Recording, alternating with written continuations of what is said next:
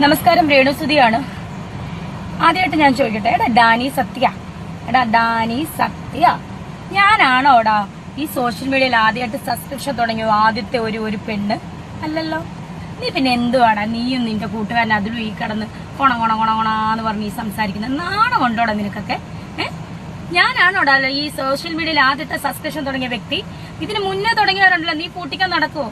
ഇപ്പൊ കളി പഠിക്കും നീയൊക്കെ, മനസ്സിലായോ? എന്റെ പൂട്ടിക്കാൻ നടക്കുന്നില്ല. ഒന്ന് ചോണയുണ്ടെങ്കിൽ അതുലെ ഡാനി സത്യ ചോണയുണ്ടെങ്കിൽ നീ പൂട്ടി കാണിക്കണം.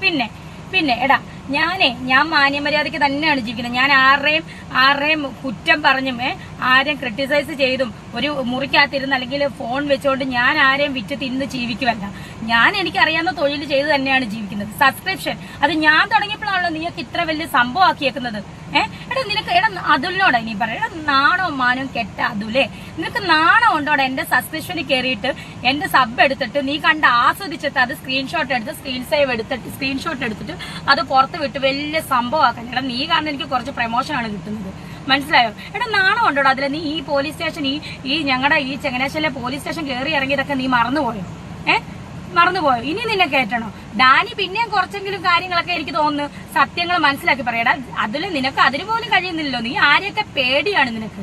ഞാൻ ചെയ്യുന്ന സത്യങ്ങളും എന്റെ ഭാഗത്ത് ശരിയുണ്ടെങ്കിൽ പോലും നിനക്ക് പറയാൻ പേടിയാണ്. പിന്നെ എന്റെ അച്ഛൻ തങ്കച്ചനെ പറ്റി നീ പറഞ്ഞല്ലോ, അത് പറയാൻ നിനക്കൊരു യോഗ്യതയില്ല. കാരണം എന്റെ തന്ത കഷ്ടപ്പെട്ട് തന്നെയാണ് എന്നെ വളർത്തിയത്. നിന്റെ തന്ത പഠിപ്പിച്ചതാണ് നീ ഇപ്പം പാടുന്നത്, മനസ്സിലായോ? ഞാൻ അങ്ങനെയല്ല.